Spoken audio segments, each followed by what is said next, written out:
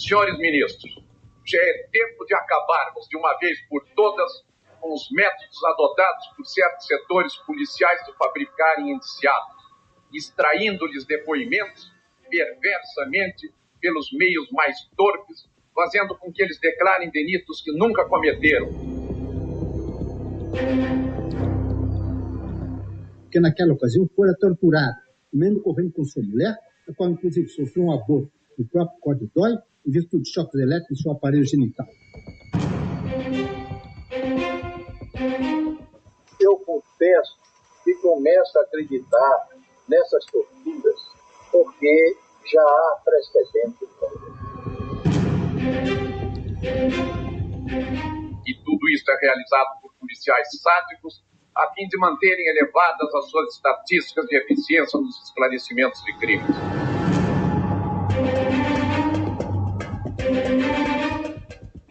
Eu, como único representante do Exército na hora aqui presente, eu experimentei um grande constrangimento em ver essas organizações do Exército tão acusadas e, como mostrou o relator, elas não foram apuradas devidamente. O que não podemos admitir é que o homem, depois de preso, tenha sua integridade física atingida por indivíduos covardes, na maioria das vezes de pior caráter que o encarcerado. Essas acusações, assim, ao tal e qual, que vem se repetindo. E eu, desses 50 e tantos anos de serviço, vivendo crises militares de 30, 32, 35, nunca ouvi acusações desse jaez feitas a órgãos do Exército.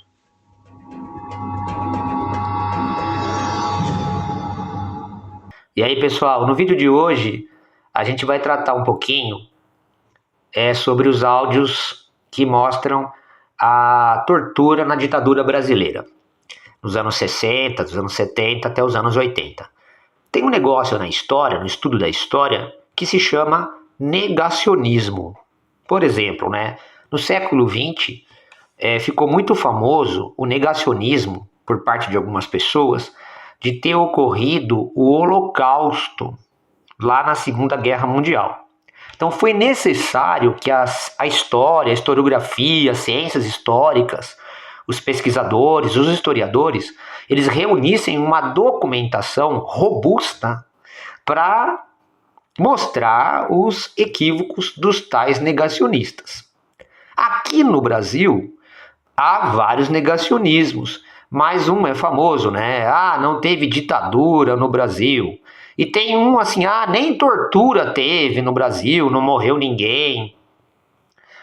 É possível, então, a gente tentar reunir documentações para demonstrar o equívoco desse negacionismo sobre a tortura no Brasil, na ditadura dos anos 60, 70 e 80, do século XX.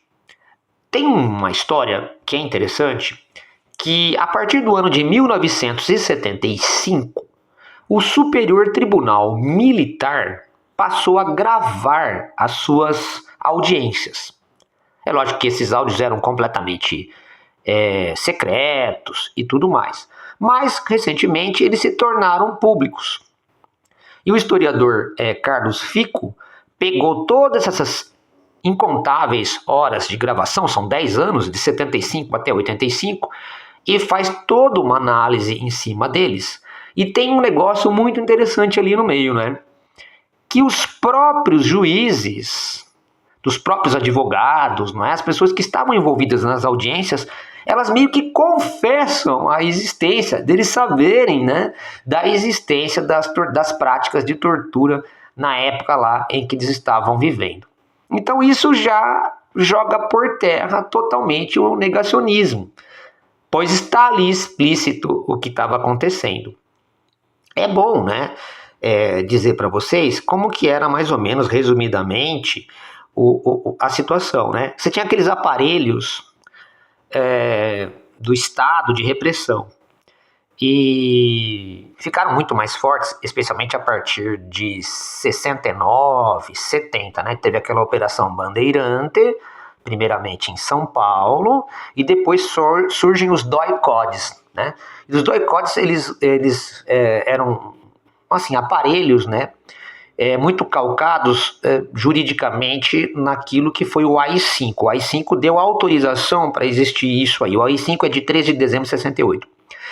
E aí as pessoas eram presas sem nenhum tipo de mandado judicial, eram torturadas em aparelhos clandestinos. Isso envolvia quartéis do Exército, mas também a polícia comum. Policial rodoviário, bombeiro, sei lá, membros da comunidade, as pessoas formavam aparelhos que eram aparelhos clandestinos. As pessoas que sobreviviam a esse processo todo, no final das contas, eram entregues ao tribunal militar. E ali tinha um julgamento bem organizado, bem sistematizado. São esses que são gravados. Então são as pessoas que acabavam sobrevivendo a esse processo todo. E tinham ali uma pena, finalmente eles seriam apenados ali duramente. Então, deixa eu pegar uma fala do Carlos Fico, que ele explica mais ou menos o processo. Vamos ver. Esses áudios são das sessões de julgamento de crimes políticos pelo Superior Tribunal Militar, a partir de 1975, quando o tribunal implantou um sistema de gravação das sessões, né? Então, isso foi uma prática que é comum na justiça em geral e em outras instâncias do Estado também, de gravar, né, as reuniões para facilitar a feitura de atas e manter o registro de todos os debates. Então, eles são muito importantes, porque as atas das sessões de julgamento do Superior Tribunal Militar, elas são muito sumárias. Quase que vem, então, foi discutido caso número tal a respeito da acusação de não sei o que, e a decisão do tribunal foi pela condenação por não sei quantos anos, ponto final. Então, a ata escrita ela é muito sumária, enquanto que os julgamentos duravam horas e havia o debate de todos os ministros, né, militares e civis, que integravam aquela corte, e também do procurador e também dos advogados de defesa. Então, a gravação, que permaneceu secreta durante muitas décadas, que agora a gente consegue, ela registra esses debates e, por isso, é uma fonte histórica muito rica. São 10 mil horas de gravação que vão desde 1975 até o fim da ditadura, em 1985, aproximadamente. Então, é preciso muita paciência e sistematicidade para ouvir esse material. Vamos ver agora um áudio que é de um juiz do STM, que era o juiz Berrembá, que era da Marinha. Vamos ver a fala dele, as coisas que ele diz lá no julgamento, para a gente fazer uma análise. Vamos lá. O que não podemos admitir é que o homem, depois de preso, tenha sua integridade física atingida por indivíduos covardes, na maioria das vezes de pior caráter que o encarcerado. Senhores ministros, já é tempo de acabarmos de uma vez por todas com os métodos adotados por certos setores policiais de fabricarem indiciados, extraindo-lhes depoimentos perversamente pelos meios mais torpes, fazendo com que eles declarem delitos que nunca cometeram, obrigando-os a assinar declarações que nunca prestaram. E tudo isso é realizado por policiais sádicos, a fim de manterem elevadas as suas estatísticas de eficiência nos esclarecimentos de crimes. Longe de contribuírem para a elucidação dos delitos, invalidam processos, trazendo para os tribunais a incerteza sobre o crime e a certeza sobre a violência. A ação nefasta de uns tantos policiais estende a toda a classe, sem dúvida, na grande maioria honesta, útil e laboriosa, um manto de suspeita no modo de proceder. Essa ação sinistra de poucos é que extravasa, além de nossas fronteiras, repercutindo no exterior como se todos nós fôssemos infratores dos direitos humanos. É forte a fala do ministro, não é? Então, o que a gente pode tirar deste áudio? Primeiramente, que o juiz considera a índole, a moral dos carcereiros, né, dos agentes do Estado, pior que dos próprios encarcerados, dos próprios presos, dos supostos delituosos. né? E ele diz que tudo isso gera uma incerteza, porque será que os crimes que supostamente as pessoas são acusadas são verdadeiros, já que foram obtidos por meio de tortura? Então nós temos uma incerteza sobre o crime cometido, mais uma certeza da ação equivocada dos agentes do Estado. Então, embora ele passe pano e fale, não, são alguns poucos casos isolados, a maioria é laboriosa e tal, ele assume o problema, né, em si. E levanta a questão, inclusive, internacional, da má imagem que isso vai passar sobre o Brasil para o exterior, um país em que sistematicamente estão sendo violados os direitos humanos. Aqui até é possível até a gente falar sobre o contexto que vai acontecer no final dos anos 70, que é o governo Jimmy Carter. E o governo Jimmy Carter dos Estados Unidos realmente azedou a relação com o Brasil na época do governo Geisel, porque o Jimmy Carter não admitia realmente relações aprofundadas com um país onde tivesse essas violações tão severas e graves. Mas vamos ver então a opinião do historiador Carlos Fico sobre este áudio. Aí tem algumas teses assim que são muito recorrentes durante a ditadura e mesmo depois, né? Uma delas é que esses excessos, como eles chamavam, eram praticados sobretudo pela polícia, né? O que eles querem com isso? Querem caracterizar que a tortura não teria sido praticada por militares propriamente ditos, mas pelas polícias, polícia militar e civil. Porque nos DOI-CODE, por exemplo, havia presença de oficiais do Exército, da Marinha, da Aeronáutica, mas também da Polícia Militar, Polícia Civil, Polícia Feminina, Corpo de Bombeiros e tal. Então, os interrogatórios, quando aconteciam as torturas, eram conduzidos por qualquer um desses integrantes. No Tribunal Militar, é frequente esse enfoque de que a tortura tinha sido praticada por policiais e não por integrantes das Forças Armadas. Então é um esforço, vamos dizer, retórico de construir essa versão, a versão de que os militares não estariam envolvidos. Com o passar dos anos, isso vai ficando difícil de sustentar até mesmo no Superior Tribunal Militar, porque as denúncias vão num crescendo muito grande. A segunda tese é a questão da exceção, né? Ou seja, são casos excepcionais, só aconteceu um ou outro. Também é uma coisa falsa, que o ministro Bierrembach aí está mencionando como sendo verdadeira, mas evidentemente foi falso porque não havia exceção, o que havia era, ao contrário, uma sistematicidade, uma regularidade da aplicação da tortura logo que as pessoas eram presas, né? Agora, o que acontece é que em alguns casos, como no caso desse almirante Bierrembach, o próprio juiz militar, ele talvez pela formação católica ou por alguma outra razão, se sentia tão ofendido pelo que lia nos processos, se sentia tão incomodado que acabava fazendo essas demandas, como essa do Bierrembach, uma espécie de denúncia, né, contra a prática da tortura que estaria corrompendo as instituições policiais, né? Mas foram poucos os ministros que tiveram essa postura do ministro Bierrembach. E frequentemente essas denúncias, frequentemente não, quase que em 100% dos casos, essas denúncias que acabavam se transformando em pedidos de apuração, né, não resultavam em nada, não levavam em nada. Bom, vamos ver mais o vídeo então? Vamos lá, olha aí. Quando as torturas são alegadas e às vezes impossíveis de ser provadas, mas atribuídas a autoridades policiais, eu confesso que começo a acreditar nessas torturas, porque já há precedentes. Eu não me recuso a me convencer dessas torturas, mas eu exijo que essas torturas tragam uma prova, que não fique apenas no terreno da alegação. Reconheço os seus limites. E também é difícil o indivíduo provar, às vezes, a tortura pela maneira como é feita. Bem, parece realmente piada esperar que uma pessoa torturada nessas condições, consiga provar, né, com documentações, o que passou, não é? É uma coisa até ridícula, diga-se de passagem.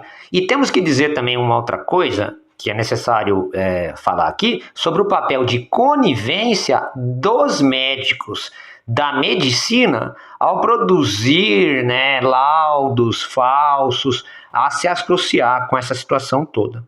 Mas vamos ver o que o Carlos Fico fala sobre esse áudio. Esse é um dos aspectos assim mais hediondos, né, dos julgamentos de crimes políticos pelo STM. Primeiro que crime político já não deveria ser julgado pela justiça militar, né, mas enfim, isso era feito e o aspecto aí em pauta é muito cruel, porque exigir que o torturado consiga provar que foi torturado, como? Ele estava lá numa prisão praticamente clandestina, num DOI-CODE, sendo submetido à tortura, quase morto, e ia fazer o quê? Telefonar para um médico e pedir, vem aqui, por favor, fazer um laudo de quanto eu estou sendo torturado? Isso é uma coisa completamente absurda. E, no entanto, apesar disso, em alguns casos foi possível, porque houve a conivência de diversos médicos que auxiliavam a ditadura, não no sentido de salvar ou curar o torturado, mas de impedir que ele morresse para continuar sendo torturado. E nesse processo, às vezes, muito tortuoso, a vítima torturada com tanta violência, quase morria, era levada para um hospital militar e lá era feito um laudo, como frequentemente é feito. Então, em alguns casos, os advogados de defesa conseguiam levar ao Superior Tribunal Militar provas efetivas de que houve tortura, como no caso aí que eu mencionei de torturados que chegavam a ser levados para hospitais militares. Então, médicos militares dizendo que sim, houve violência, houve tortura, e mesmo assim essas provas nunca serviram para nada nos julgamentos do Superior Tribunal Militar. Então, é um dos aspectos mais dramáticos desses julgamentos, que eram julgamentos totalmente arbitrários, indevidos, porque a justiça militar não deveria julgar civis, e o conhecimento de que havia tortura era de todos, né? Todos os ministros do STM sabiam disso e nunca conseguiram. Os que tentaram fazer alguma coisa não conseguiram, os poucos, e a maioria foi totalmente conivente com a tortura. Bom, pessoal, vamos para o próximo áudio então? Vamos escutar? Veja lá. Alguns réus trazem aos autos acusações referentes a torturas e serviços das mais requintadas, inclusive provocando que uma das acusadas, Nádia Lúcia do Nascimento, abortasse após sofrer castigos físicos no Código Penal. Em síntese, os relatos são estes. José Roberto Monteiro, folha 419, que tem uma única declaração a fazer com pesar, no sentido de deixar claro perante este Conselho que aqui negou muitas de suas afirmativas feitas durante a fase inicial, porque naquela ocasião fora torturado, mesmo correndo com sua mulher, a qual inclusive sofreu um aborto no próprio Código DOI, em virtude de choques elétricos em seu aparelho genital. Fato ocorrido no dia 8 de abril de 74. É preciso que se evidencie de maneira clara e sofismável que o governo, através das Forças Armadas e órgãos de segurança, não podem responder pelo abuso, a ignorância e a maldade de responsáveis que usam torturas e serviços para a obtenção de pretensas provas comprometedoras na fase investigatória, pensando em sua limitação cerebral, que estão bem servindo à estrutura política e jurídica vigente, quando na realidade concorre apenas na prática desumana e ilegal em denegrir a Revolução, retratando a sua configuração jurídica. Vejam só que situação inacreditável, né? Se você tem uma discussão no tribunal sobre a tortura a uma mulher grávida, que acaba tendo um aborto por causa da tortura. E o juiz fala, olha, o Estado não pode ser punido por uma ação de um maluco que apareceu aí. Veja que a preocupação dele não é com a vítima, com a pessoa que sofreu essa barbaridade, não é? Mas sim dizer, não temos culpa alguma. E tentar, né, passar aquele pano imenso para toda aquela coisa que estava acontecendo. Vamos ver então a opinião aí do Carlos Fico sobre isso. Exatamente. Eles não estavam exatamente preocupados com a tortura, com a ocorrência da tortura, mas com a imagem do regime no exterior e com a própria imagem interna, né, por conta dessa coisa que eles chamavam de revolução, né, quer dizer, a pretensão de que estariam construindo um Brasil novo, etc. Isso tudo seria conspurcado se houvesse denúncias de tortura divulgadas Brasil afora e mesmo no exterior. Então a preocupação essencialmente era essa. E daí todas essas tentativas de jogar a culpa na polícia e não nas Forças Armadas, alegar que aquilo era uma simples exceção e não uma prática costumeira. Então sempre houve esse tipo de, vamos dizer, de estratégia discursiva da parte dos ministros, sobretudo dos ministros militares, mas dos ministros civis também, que integravam o STM. As torturas praticadas dentro do DOI-CODE, sobretudo, né, mas também em casas clandestinas que esses agentes da repressão usavam para fazer a tortura, nem sempre era dentro das unidades do Exército, do DOI-CODE, mas às vezes nessas casas que ficavam nos arredores. Por exemplo, tinha uma muito famosa na cidade de Petrópolis, onde várias pessoas foram torturadas.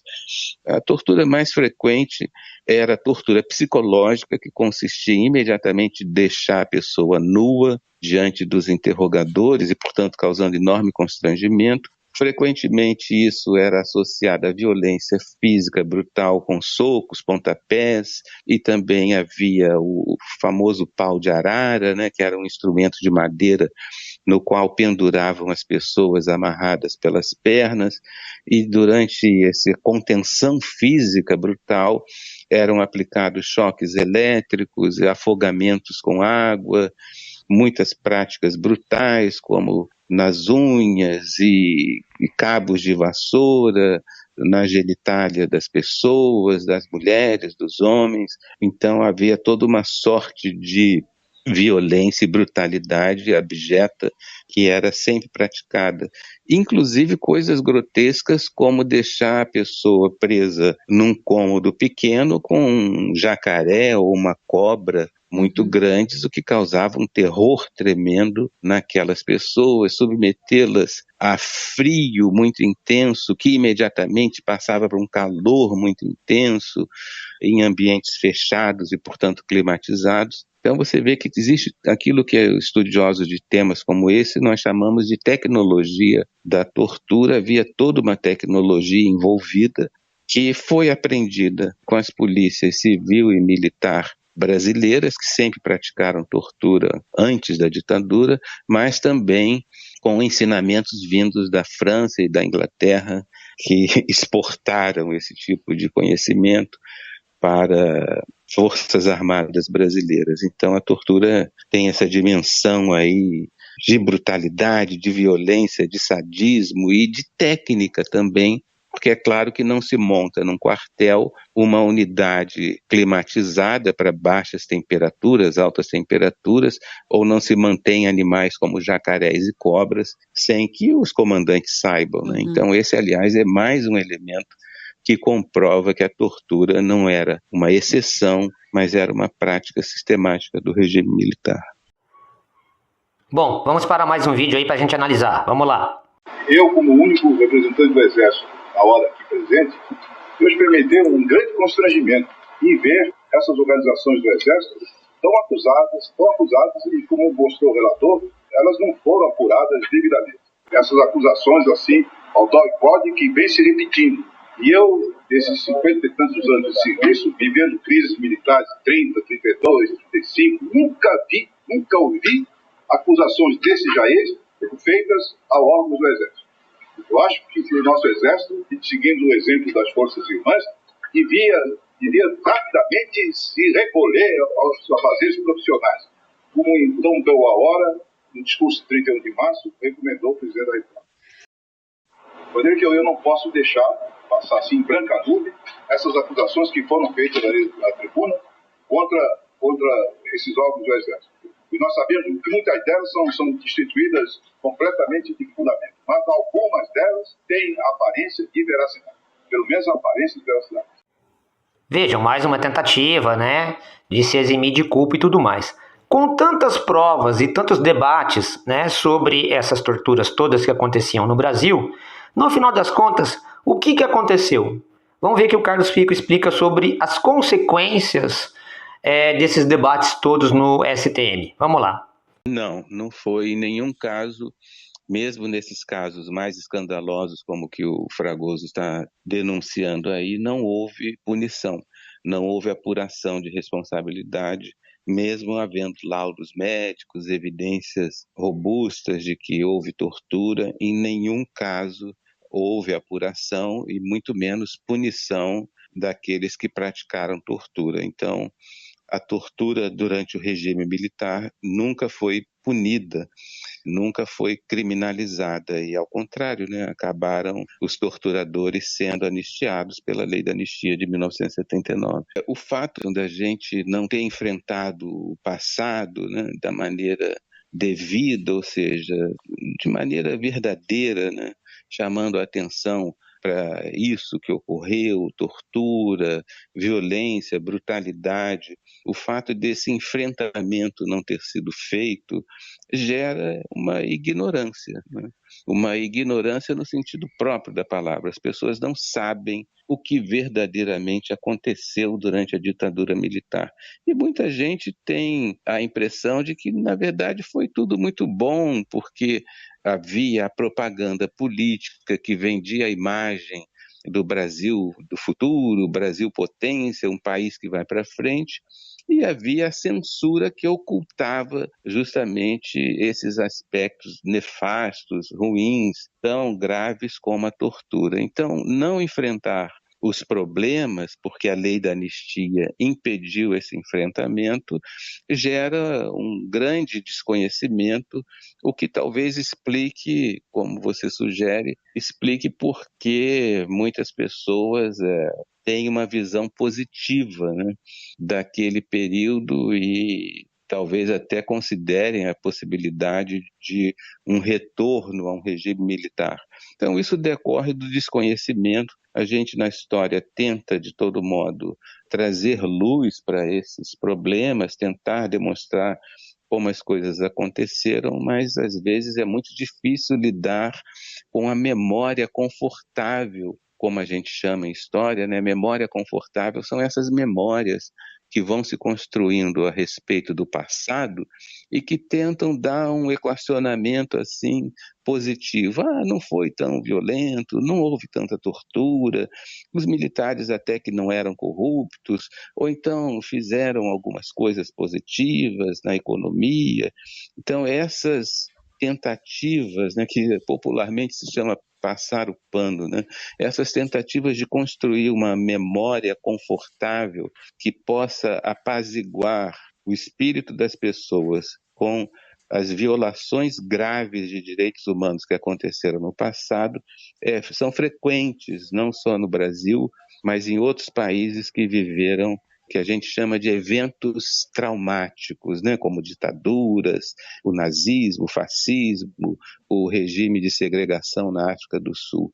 Então, lidar com essas memórias confortáveis é muito difícil, é um conflito difícil, mas é preciso persistir.